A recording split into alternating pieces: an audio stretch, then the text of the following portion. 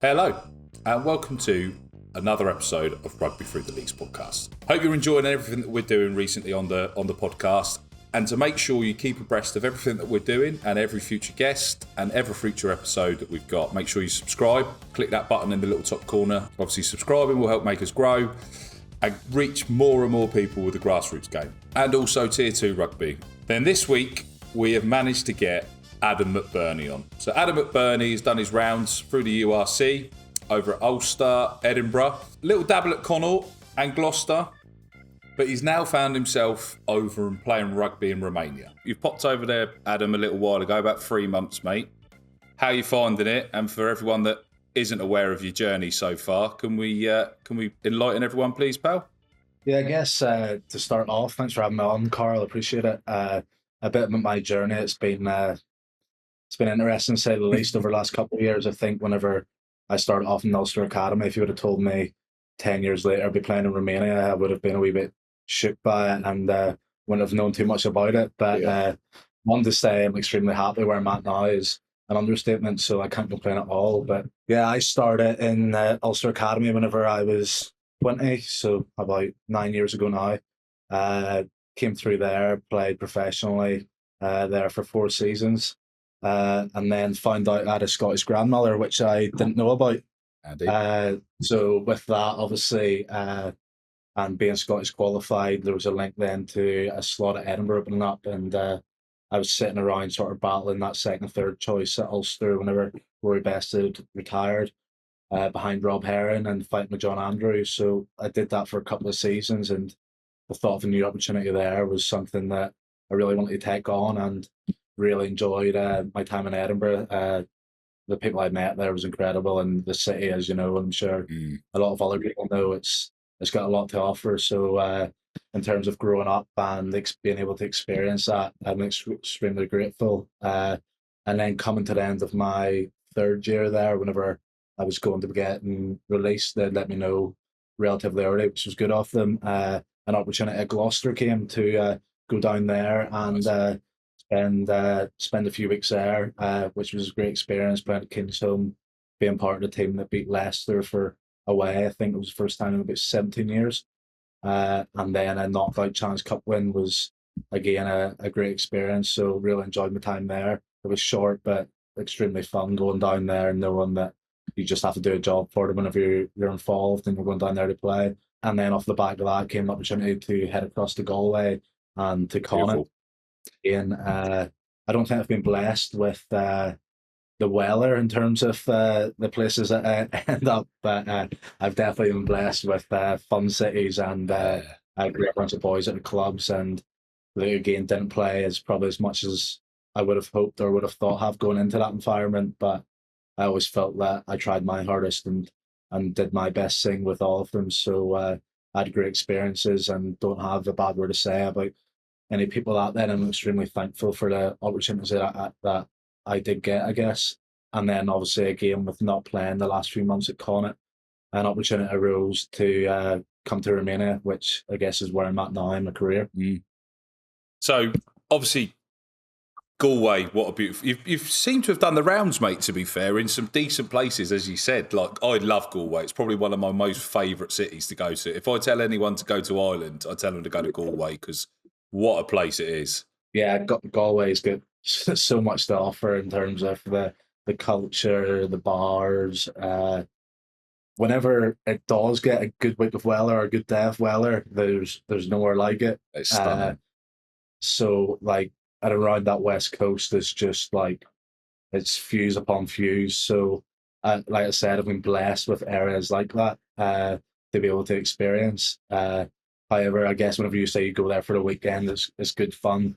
I'm there trying to play rugby and the wind's coming across sideways and it's pissing down on me, and you're training in that and everything. So I guess you just have to embrace it. And I think if you look at Connacht as a club, it is a team of players who have came from all sorts. They've came from other provinces in Ireland or been let go from other places, and they all come together with that mentality that is about dogging it out. And whenever Connacht are successful and they've won the league in the past, that's because they're a really hard team to beat, because they're a team that's, I guess, full of dogs who are willing to embrace those challenges over there and that culture. Obviously, Stuart Lancaster's just gone there as well, mate. So how much do you think that's going to change the Connacht way, or do you think that's going to really play into the way that they set up over there? I guess I wouldn't know Stuart personally, but I just probably know him as much on media as the next person. But I think for that group to have that refresher in terms of a new head coach,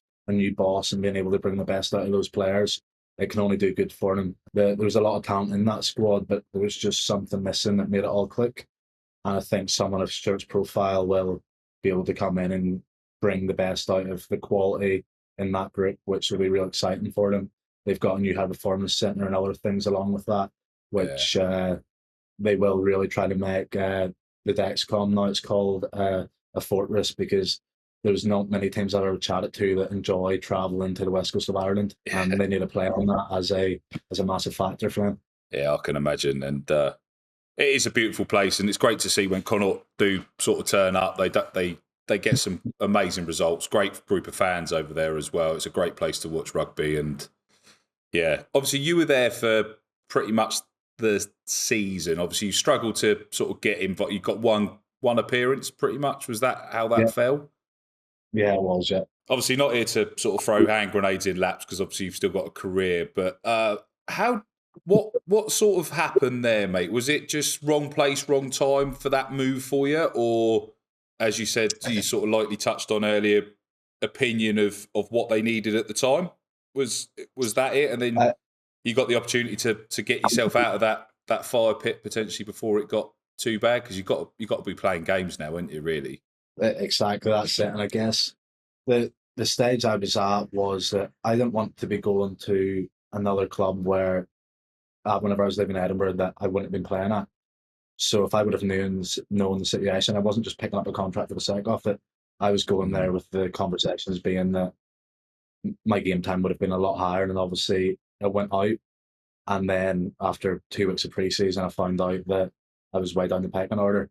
What I did in those 2 weeks, I did not know in pre-season. And like I said too, there's never any hard feelings with that, but it just is what it is. And like I said, I was happy how I played in pre-season and went on. And if you aren't getting the opportunities to then put your game out there, that's just the way it is. And it's not just me, something like that would happen to you. And yes, there's probably other times you could play better and you could do different things, but I was happy with what I had offered at training, and any opportunity I got in A games or what it was, I was happy enough, and that was the main thing for me. So that happened, and the tail end of it is that you don't play, you aren't someone's cup of tea. It is what it is. Life goes on, and you look for the next opportunity, which is basically what we sat down and done, and this is where it's came to now. How does that come about mid-season? Because obviously the Romanian season sort of started a little bit later than it started, sort of the end of March, doesn't it? Because of the Rugby Europe Championships and probably a few other bits.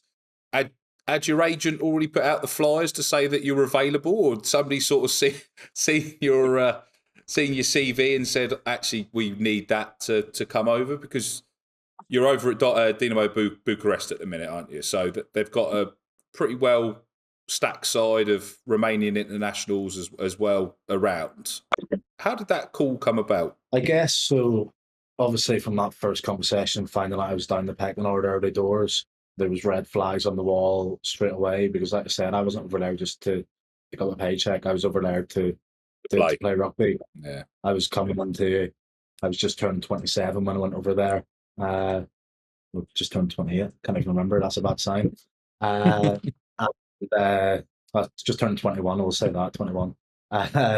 But whenever I went over there, I was at that stage in my career where you need to be playing games if you want to continue. As you know, at the minute, the way rugby is, like, you have to be playing in the shop window, or else it's going to be very hard to continue with your career. So the red flags were on the door from then, but then we said we'd give it a crack to see whenever opportunities would come up. And we thought through injury or through rotation, things would still sway my way and I'd be able to get that opportunity. And it never did. So after Christmas, then we had a chat with the agent again, and we see if there is any opportunities out there, whether it be medical jokers or X, Y, and Z. Now, if something like that does come up, you would have to then go to Connacht or your club and discuss with them the situation and how they would feel if you were to obviously leave the contract early or go away for a few months. and they would have to look at where their pecking order is in depth. Do they have cover if someone gets injured? And thankfully, whenever this opportunity came up, they were sufficient enough that they felt that with 3 senior hookers and 1 in the academy, all fit, that there would be able to be enough cover, and they were willing to release me early. But was that literally just tear up the contract there and then handshake, thank you very much? Or is there sort of a sweetener put in place between teams? Or is it just a case of a freedom of just trying to get your game time out there? How does that sort of work on the inner side? Or do you leave that to your agent to deal with? I guess I leave all that side to my agent. I do know the discussions which are going on and the reasons why. So it probably took me about 3.5, 4 weeks to manage to come from whenever the contract to actually get out. And that was one that there was potential of, if someone went down, that I would have been playing next, and other reasons around that. Now, obviously on my side, I'm like, I can't wait on potentials. And so it was frustrating from my side. At that time, our head coach had just went off sick. So there was discussions around that. Obviously, that it has to go through probably 4 or 5 sets of hands for it all to be cleared. And we were waiting on a hooker coming back from injury who was maybe a couple of weeks away whenever I needed to get out before that. So all this is happening behind the scenes, and you're sitting there as a player being like, where is this going to sit in terms of the contract still there and other things? So it's quite a nervy time, I guess, whenever you're going in seeing people every day who's making the decision, and the decision made, and your obviously contracts on the line elsewhere. So it's an interesting time, and then the players find out, and then they're asking what's going on, and you don't actually have the full answer yet. So there's a lot of background noise with it, but you just stay calm, stay patient, and trust that you have a good agent, which thankfully I do. That'll be able to sort things out in the background, and you just get on with your training and do your job, I guess. It must be weird training alongside the lads that you're also hoping don't get injured so that you could still move on as well. So every time they probably pull up or grab their leg, you're probably the first one there before the medical team to make sure that they're all right. It's funny because I can't remember who we were playing. Basically, it was the last Saturday. It was Ospreys away, sorry. And I had to travel as 24th man to Swansea. And if no one gets into that game, I was good to go on the Sunday, the day after, to leave. And the boys obviously all knew this around me, so like anytime if it was cramp or taking a knee or something, I was sitting there with my head in my hands, being like, they haven't got injured all season, bearing in mind. I was like, if this happens, like in this game, I think it was something like 40 points to 43. So the amount of running in it, I was like, this has a calf injury written all over it. So I was sitting on the side on the bench, crapping myself. All the other boys, the subs and the boys travelling, are all taking the piss out of me. Oh, bet, Game. It's only time my whole career where I couldn't actually watch some of the rugby. Because of an individual reason, but there was that side of it too. That's madness, isn't it? So obviously, over in Bucharest now, you've gone over there, managed to get a few games already under your belt. What's the startling difference between rugby in Romania and sort of donning the shirt for the likes of Edinburgh, Ulster and stuff like that? Is there a clear difference between the league level of the teams you're playing, or is it an undiscovered gem of a league that's got really competitive? I guess the main thing would probably be a bit of the rugby IQ and the way the game's played. So I actually say it's quite difficult in some aspects. It's almost more difficult in the pro game, and in other aspects, it's a bit off. Is the best way. So in terms of structure, not much to it in attack. But in terms of physicality, you've got extremely passionate big men who are defending against a non-structured attack, so they can come and get you pretty hard.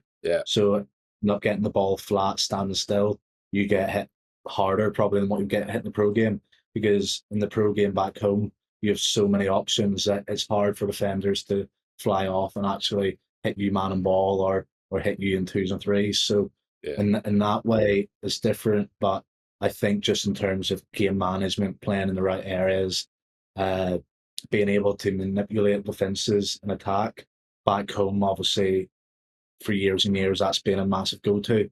But again, going to the set piece side of things, some of the scrums I've been in have been as hard as any game I've been in back home. And again, you can do these passionate Romanians or Islanders that you're playing against who are coming at all angles at times to get you in the front row. It's definitely a learning experience. So it's actually hard to adapt to that because you've been taught to do something one way from young age, 16, 17, which I guess back in the URC and Prem, that's the right way to do things.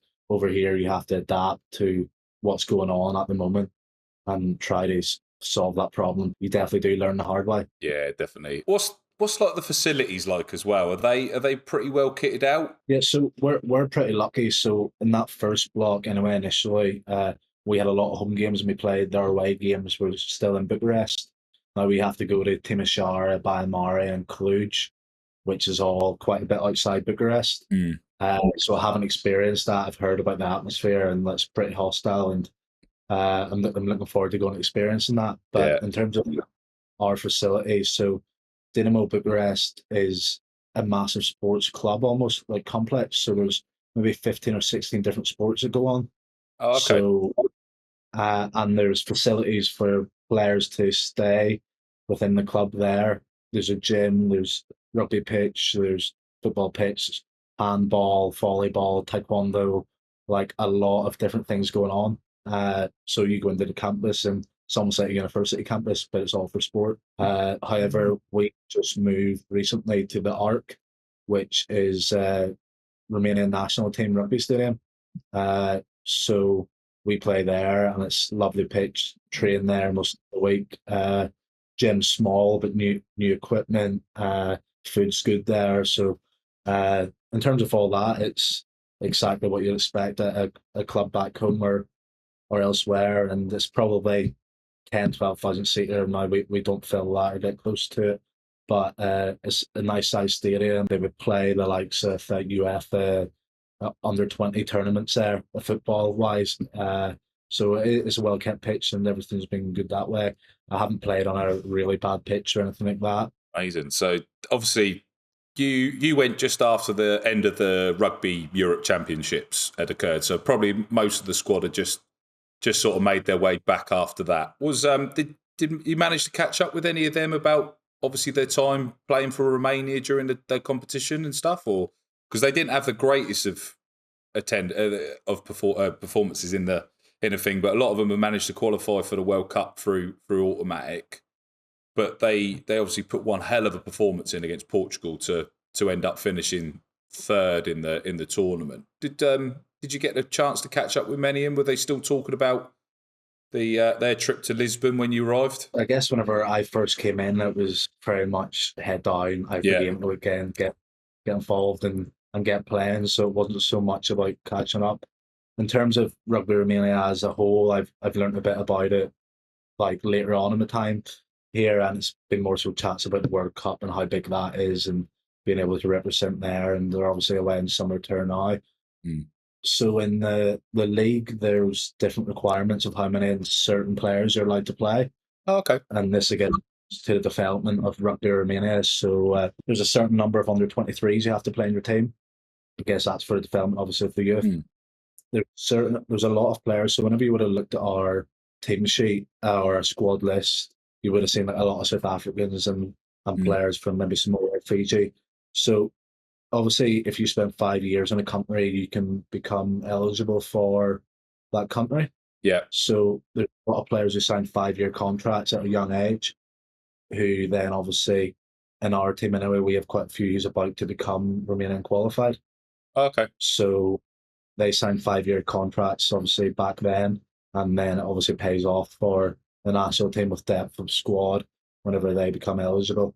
And then there's a certain amount of foreigners and then a certain amount of Romanian internationals that fill up your squad. A really good way to get the teams to play together as well. The lads that want to come through. So that's something that I wasn't aware of as well. So that's really interesting, and it's good to hear that Romania are trying to build that. What is the sort of the fan base over there like? Is it as passionate as other places, or have they got their own little bubble that no flair, no party, sort of no pyro, no party sort of situation, or is it everyone just sort of turns up, watches the game, and goes home? What's the sort of fan base like out there? Yeah, so I've had a couple of different experiences with. So some of our games are at 12 o'clock on a Friday. So in the afternoon, potentially do with TV rights or what it is. A lot of them's around that time or on a Friday at 3 o'clock or whatever it is. So we'd probably get between 1,000 and 2,000 to a game, would be a rough estimate. Now, with that, I believe it's free entry for a lot of them. But saying that, we played, so going back to Dynamo, Dynamo's a police team historically, is where it started from. And Steaua, who would be Dynamo's rival, and you might have heard of them in the football, it's a massive rivalry, Dynamo versus Steaua in the Romanian football.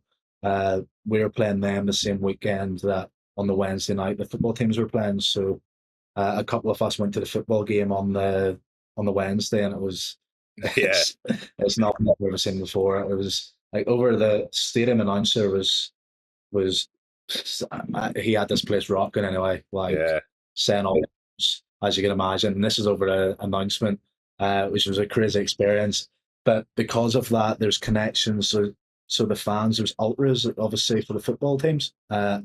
Because of that connection, that some of the players in the Romanian players in the rugby team, Dynamo and Steaua brought some ultras to the rugby game. Wow. And all I remember was in the warm-up, and I've genuinely never heard noise like it. And this is whenever they were outside the stadium.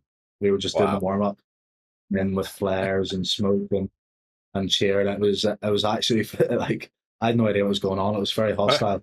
But we were playing at home, so I was like, happy days. And you've seen the Romanian players flick a switch. You could tell that, like, what that meant to them more than anything else. So it was small numbers, but once they get going, they get going, and it doesn't feel that there's only a couple of thousand there, you know. That must be weird though, playing at like midday on a Friday. That must be really odd.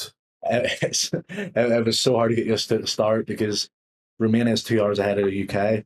So I fly there on a Monday. Obviously still getting used. It's only 2 hours, but you still get used to it. And we were playing on a Friday. And so technically in the UK, that's 10 o'clock for me. Yeah. In the morning was our kickoff time. So you're leaving the hotel at 7:30 in the morning. Wow. To get to the hotel, to get to the ground for 8:30. Like it's very early, you know what I mean?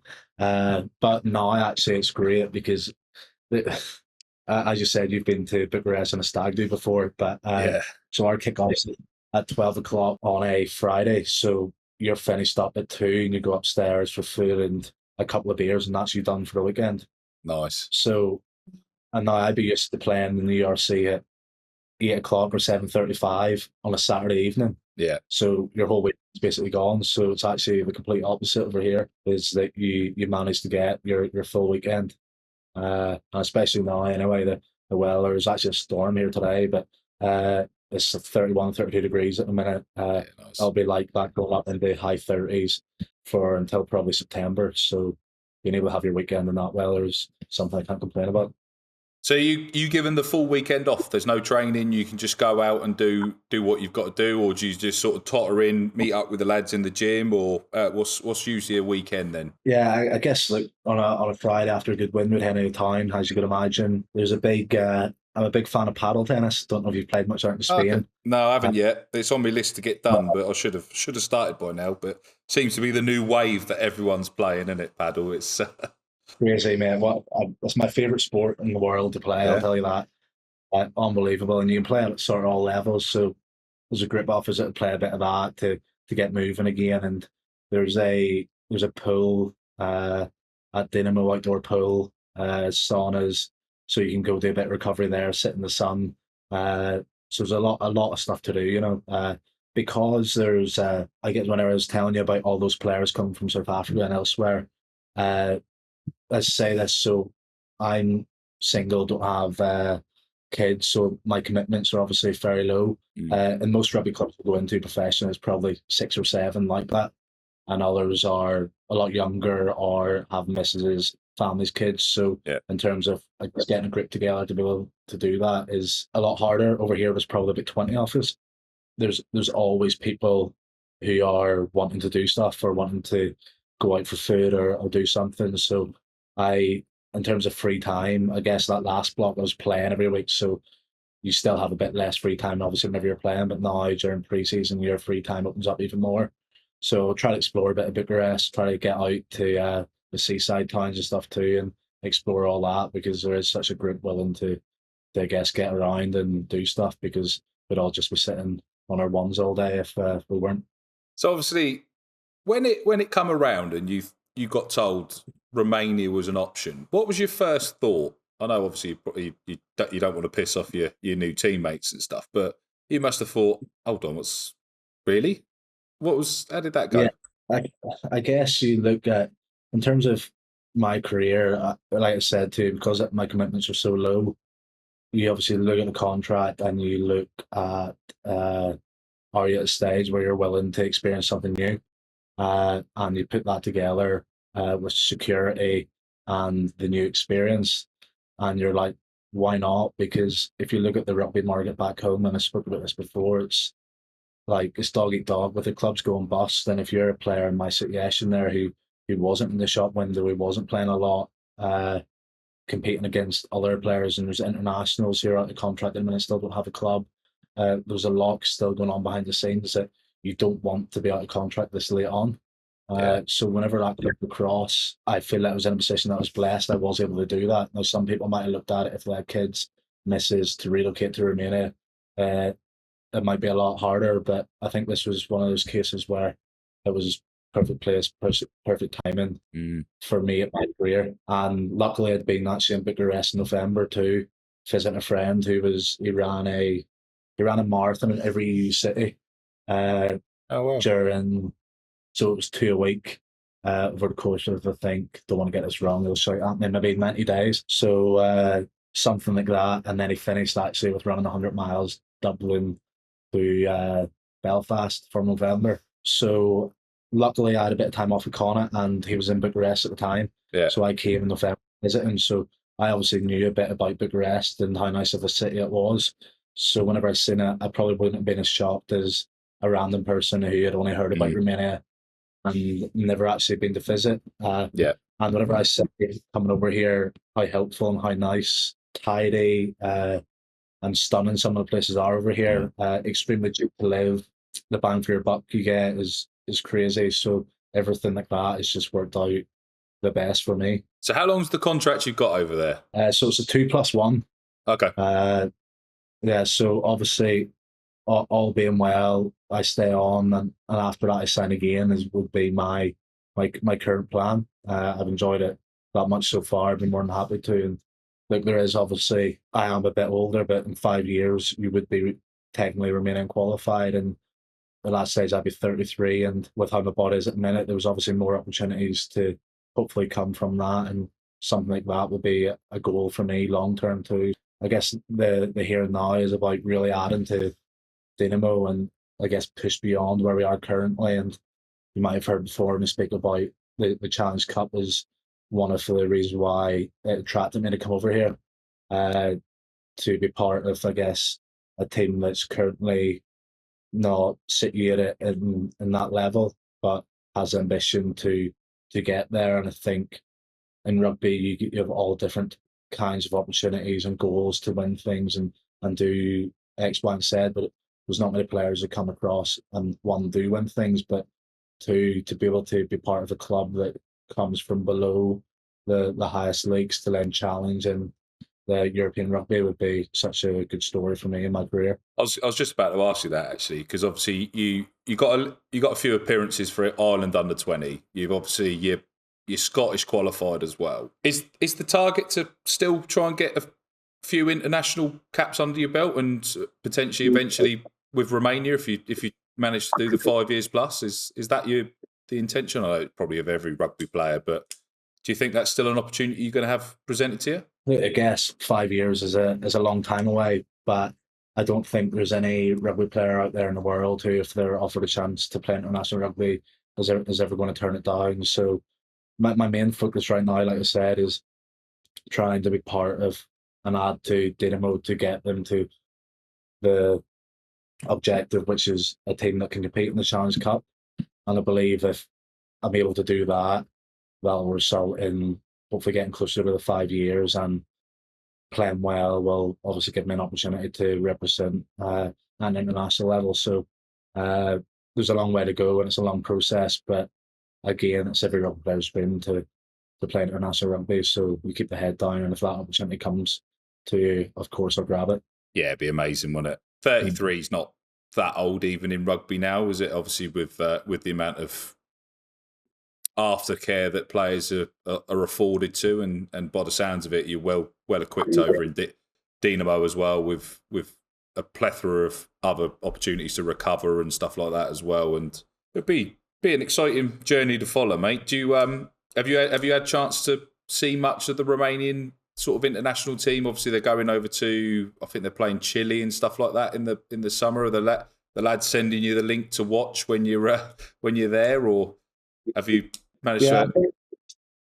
From our team, I think there was 3 called up. However, I think one might be injured. I'm not too sure what the situation with that, but obviously that they're away games. So I think this summer, obviously a massive opportunity to sit down with the boys here and watch the Romanian games with them, or go out to a pub and see what the culture is like that in terms of following the national team. Yeah. It'll be interesting to see how our boys get on at that level, and hopefully they play at home again soon. I'll get down to those games to actually see what it's like in person, because I've never experienced. I was actually in 2021. I was part of this Scotland summer squad that were meant to go and play Georgia and Romania. So that was cancelled with COVID. So it actually would have been a funny story if obviously the link for to play against Romania. I've never actually watched, apart from the World Cup. Obviously, they were in the same group as Ireland, Scotland, and South Africa, so they had a hard enough World Cup pool. But I think if they play out here at the Arc, I'll definitely get out to cheer our boys on anyway and see how they get on. It's a pretty impressive stadium. If it's the same stadium they opened up the Rugby Europe Championships against Germany as well. It was a Friday night lights game. They seem to like a game on a Friday in Romania. It seems to be a fairly normal thing. But obviously they've got the Rugby Europe Super Cup coming up as well, which has got the Romanian Wolves in, which is, I think, it's a mixture of multiple players available. Has anyone sort of mentioned that, or is that one of them you're going to have to see what comes up? I think that's sort of a October time Rugby Europe Super Cup, where they get basically a club-based version of the Romanian players together to try and take on the likes of Black Lions. But the rumblings I'm hearing that they're not going to be around in that tournament any longer, because they're off to try and find a league that they can play regular rugby in. Has anyone mentioned the Wolves to you yet? Yeah, so what I've, I guess, learned about Wolves is, so what was interesting whenever I looked at my season calendar was there's probably only 20 games in our season in terms of Dynamo. And the reason because of that is, one, with the weather conditions, it's really cold in the winter and really hot in the summer. Obviously, we can't fill games there. And then also in that break in October, November time, the Romanian Wolves come around, who, again, from what I get, is players who are about to be eligible for Romania, along with young players who are Romanian qualified and need game time, and then maybe senior players who have come back from injury, and that sort of amalgamates the squad.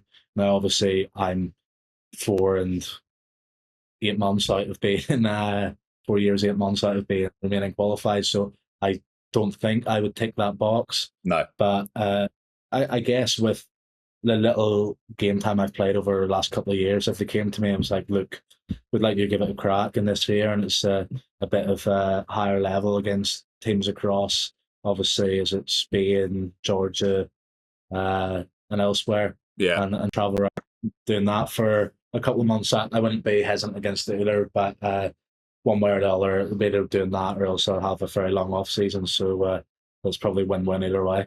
How would you cope with that such a long off season? Because you're not used to that. Well, obviously you're in camp. If you're not playing, you're still sort of part of it when you're in the URC and the likes. What's the plan? Have they still got you in camp, or are you just sort of free to go and explore again? Or how does that long break work? Because does that long break go all the way through to the end of the Rugby Europe Championships again, or is there another period of games in between? Or So I obviously haven't been through it yet, and obviously Hoggy's came in as a head coach new this season too. So I'm not 100% sure on his plans why he'll do it. From what I do get is, so if you're losing players to the Rugby Europe Super Cup and the Romanian World, your squad size is probably going to half. So there's probably only about 15 or 16 players left. So what you can actually do with that group is probably pretty limited. Yeah. And then you ask why they get 8 to 10 weeks off, and then they come in for a pre-season. So there, I get 3 weeks off there just recently. Now most teams in the URC will probably be getting 6 if they aren't in the finals now. Okay. So obviously this was a mid-season break for me, so it was quite strange only having the 3, but to obviously know that extended break's coming, which is longer than I've probably had before, is quite rewarding to know that obviously you work hard now, you've got quite a bit of time off to then go and I guess pick options, whether that be that I do travel for a bit and then come back, or I look at the potential of going in and training with a club. Yeah. And stem for that way, and I guess keeping my eyes sharp if any opportunities like that come up, and then obviously go back for the pre-season. There'll be different things, I guess, at the time, which I'll look at and see what's going to be most beneficial for, I guess, me coming back into Bucharest as the best player I can be with that extended break off. I was going to say, do they sort of loan you out like they do in obviously America football and that, and the MLS? They sort of have the off season and players disappear off to the Prem or into Europe for a bit. Is that something that would interest you, or do you fancy just actually having a break as a rugby player and think, right, I've done that hard season, I've got a 5-year plan that I want to put on a Romanian shirt, I don't want to bust me bollocks in the first season? Is that what's the mindset there? I guess it'll probably come to it a bit closer at the time, but we're sitting by, and Hoggy, our head coach, might watch this and be like, Adam says he's getting 8 to 10 weeks off, we'll give him 2 off. And he brings us in 5 months pre-season. So I don't want to get ahead of myself too much there, but until I figure out what that will actually look like. But again, it would depend on the opportunity, what makes sense at the time. And if it does make sense for me to get a bit more game time, and the Hoggy thinks that's the right thing and the club thinks the right thing, we do that. Or if it's just reset, you've had a long year. Technically, I've been going for probably this will be month 13 now. And by the time that I do get an extended break, I'll probably be 17, 18 months maybe. So it would be quite a long season. But we'll look at that opportunity whenever it comes. But I'm definitely not the person just to turn something down because I don't fancy it. I'll have a good look at it and see if it makes sense and go that way. Some of the All Blacks, they disappear off and go and play for their grassroots clubs when they started. What was your first club you ever started at? Where did it all begin? The first club was Randallstown Rugby Club, and honestly, so I played there until I was 18. So I didn't play rugby at school. I came from a footballing school. So I played there trained there once a week on a Wednesday, and played from the club on Saturday. And genuinely, if it wasn't for them, the grassroots level and the people there, I don't think I would have enjoyed my rugby enough to keep going, or to had the motivation to get to the standard where I'm at, because that was always my, I guess, driver, was to pay that back of what they all put in me. And I still go down in pre-season. They do tag rugby, go down there and play. And my last year at Ulster, I coached their first for the season, which was great. So I absolutely loved my time there. And if there was an opportunity to go play for them, I would take that with 2 hands. But I don't know if I'd be able to play at their level at the minute. But hopefully they keep going. And I'd love one day anyway to go out there and pull on the red and white, actually the same colour as Dynamo. It would be great for me, and play with some boys that I played with.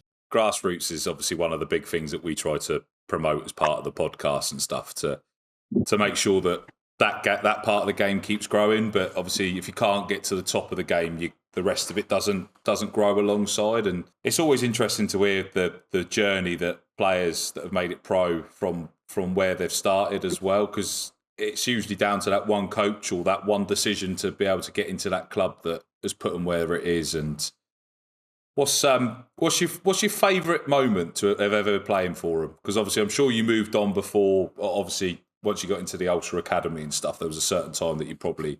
But what was the one memory that sticks out for you there? So we were playing in the Under-18 Cup semi-final, and it was in the weekend where there was an Irish Under-18s training camp, which I was involved in, and my coach asked for the game to be moved, and this club we were playing refused to move it purely for that reason. Yeah. So anyway, they played a game without me, and at that level, you have to have playing cards. Your playing cards. Yeah. Every player to say that they're registered, and everything all the same. And there's massive arguments with coaches at the end. And anyway, this team we were playing didn't have their playing cards, so I went to the branch. The team that beat us in the semi-final, who didn't move the fixture originally, got kicked out. So we made it to the final. Played at Kingspan. I was back. Great day out. We didn't win the final, but to be in the group was unbelievable. That's one of the best memories I have. They try to play it dirty by not moving it, and then ended up shagging themselves with a bit of admin. That's rugby for you at times, isn't it? That's a great story. So you mentioned Hoggy. That's not Stuart Hogg, is it? Hoggy that's over there with you, or it's not? No. No, I was going to say. I thought. Yeah, that's Carl Hogg. Funny enough, I think they're from the same area. So Carl Hogg would be from Melrose originally. Yeah. He spent maybe 15 years at Gloucester. He's been at Ospreys, DOR at Worcester at the time. Been involved in the Scotland national setup. So he's been around and experienced a lot of things. But he's a good man to have out here. We've got him, and then Alex Jordan is English S&C too. He spent a bit of time with the Romanian national team too. So obviously to have that link in terms of English and Scottish and Irish in the setup is obviously, for me, it's quite homely in a way. They've been great to me since I came out and made me fit in. Really well. So I've definitely that aspect too. How did they ended up there then? Did they sort of get the same opportunity as you, or did they thought, right, I actually want to be part of something that's growing? Have you sort of chatted to them about that, or did you know them beforehand? Or I didn't know them beforehand, and obviously whenever I came over, you don't ask too deeply what their obviously motivation is around it. But from what I get from Hoggy is, it's like you said, for him to come over and like.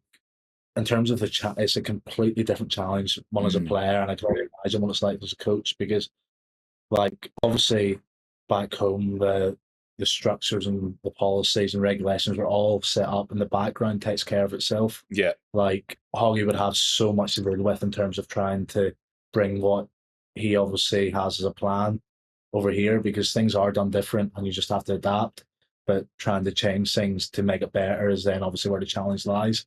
Yeah, and that's a massive part of his job, while he's obviously taking defence, forwards units, being head coach, trying to develop youngsters. So you can imagine where he'll sit in his plate is massive. So I guess that's a completely different challenge, because what works back home doesn't necessarily work here. Yeah, you have to find a different way, and it's the same as a player. Like I said, like you could do everything best practice that you thought you were taught back home, but you have to do something a bit different over here to actually be effective to play the game. So I guess then with AJ too, it's an opportunity to come over, be involved in as a young S&C coach in a internationals with Rugby Romania, be involved with the international team, to come into the club team where it's playing at a decent level. It's obviously great for him to experience that while being away from home too.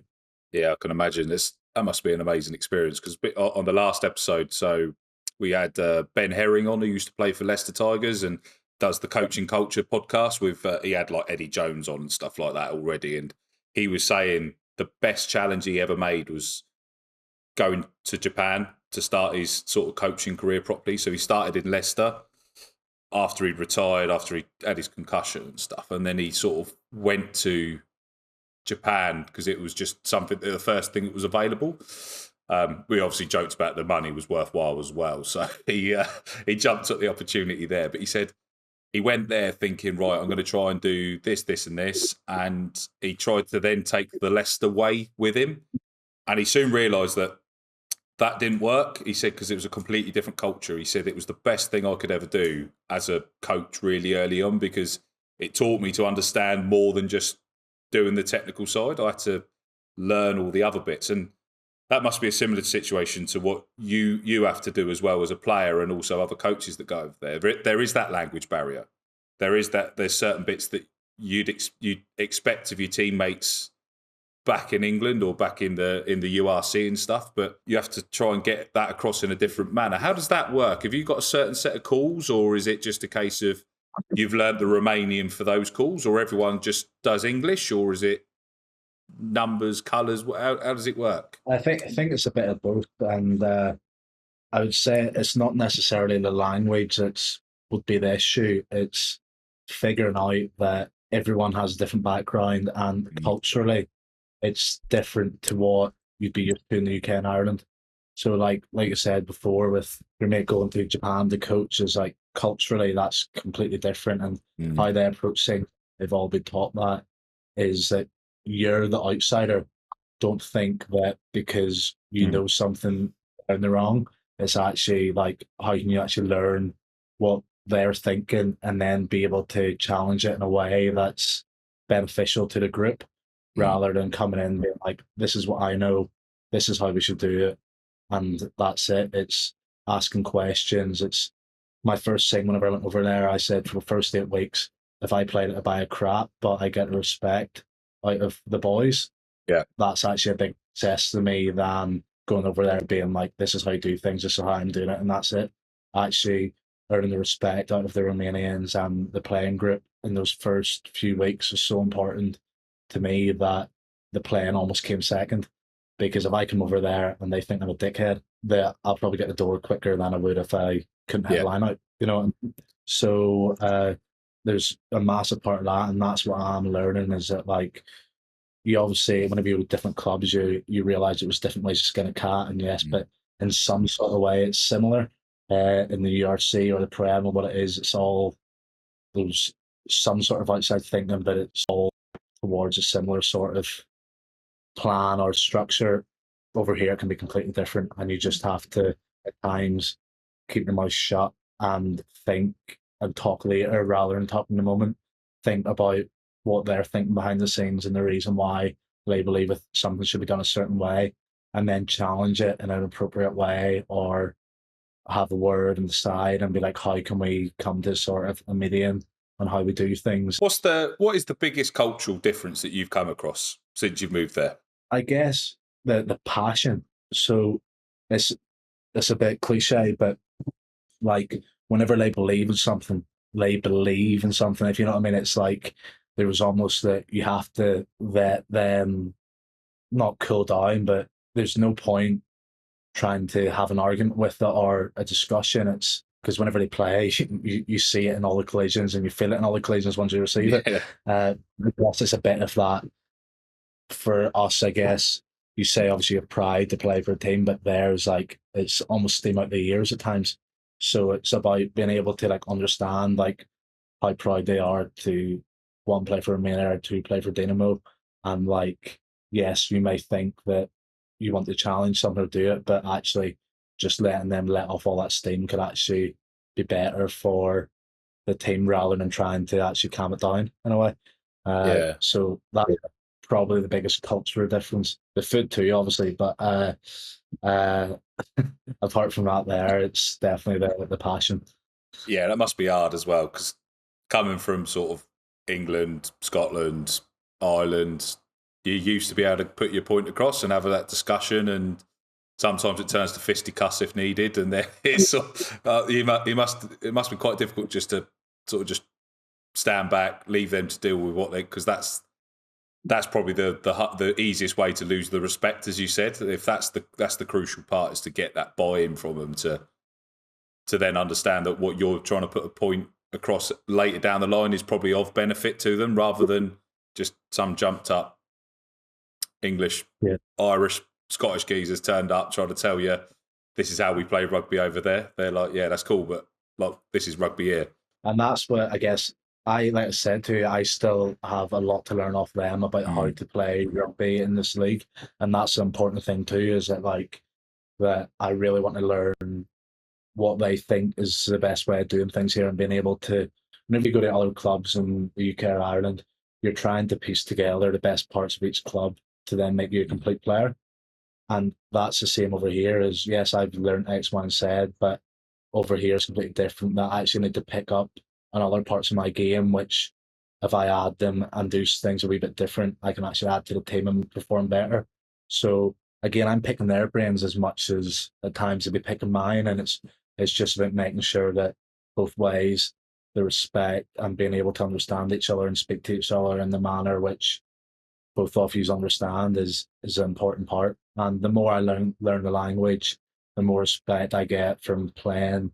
Everything that comes across, you get closer off the pitch. Then you can have those conversations that it doesn't matter what you say.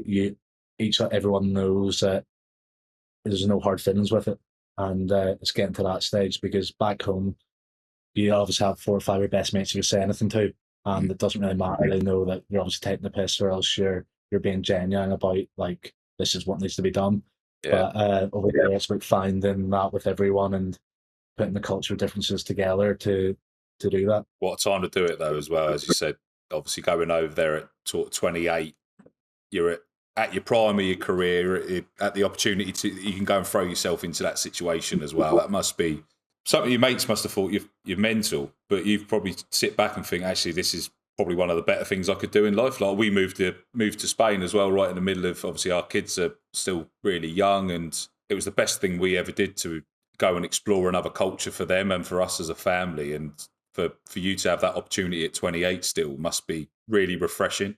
And that's like you said, you moving across to Spain is something that I think we live in a world now where like so many people are used to the norm. Whereas, and if you step out of that, you're seen as like almost an outsider. But if you actually look at it, like, you're living your best life. Yeah. Like me over here, I couldn't be happier in terms of experiencing something new. And there's one day where we're 50, 60, where we won't be able to have opportunities like this here to go across. Yeah. And like, to be able to have the conversations about what you experienced while you could is so important to me. And I'm sure to be able to give that to your kids is something that is much better than staying around the same place and not getting out of your comfort zone. There's plenty of time for sitting around whenever you're old, grey and bald, but for now you might as well explore things. Yeah, exactly that. So I'm going to leave it on this last one then, right? So obviously you've been around a little while now. Who's the best player you've ever been able to play the game with or against on the same pitch? I'd say with was probably Bill Mata or Charles Piatow. With. Wow. Charles Piatow, what a player. Is he as good in real life as he looks on the telly? I think at times, I remember whenever I was playing with him, we had a play that was, I'll never forget it, it's like, you've seen it before, it was a classic Joe Smith play, it was like a 2-phase return. Yeah. And then Charles would come back in at the ruck, and you've seen teams use it before, where the props usually stand at the ruck and he folds round and then the fullback comes through. Yeah. Playing that game was like playing rugby away in beginner mode. Maybe you give the balls a charge. It was just straight through every single time. And you knew as soon as you won the line out through the ball, and that was a play, it was going to be very close to a try, if not a try. So that must be quite handy to have in your locker every time, knowing that you haven't got to chase after him as well, probably, because he's already dealt with it. 100%. That was good to have. Adam, it's been an absolute pleasure, mate, and I'm sure there's another revisit a bit further down the line once you've got yourself a little bit more embedded into Romania. But I just want to say thank you for your time, mate. Really appreciate you jumping on and sort of showcasing a little bit of Romanian rugby to everyone that doesn't hasn't had the look in yet. No, that's great. Thanks for having me, and I hope you enjoy your time in Spain, and we'll chat soon. Yeah, 100%. For everyone that wants to keep abreast of everything we're doing on Rugby TTL, make sure you comment, like, follow, subscribe. We're on all the social media platforms. For many more guests coming up. We've got Hugh Griffin on the next one to talk for a line special, and we've also got Mario Bacardi, the Spain captain, coming on in a couple of weeks' time. So make sure you follow on and get yourself following Adam as well on Instagram and everything. He's got some good photos of his holidays, and obviously you also get to keep abreast of everything in Romania as well. So thank you and goodbye.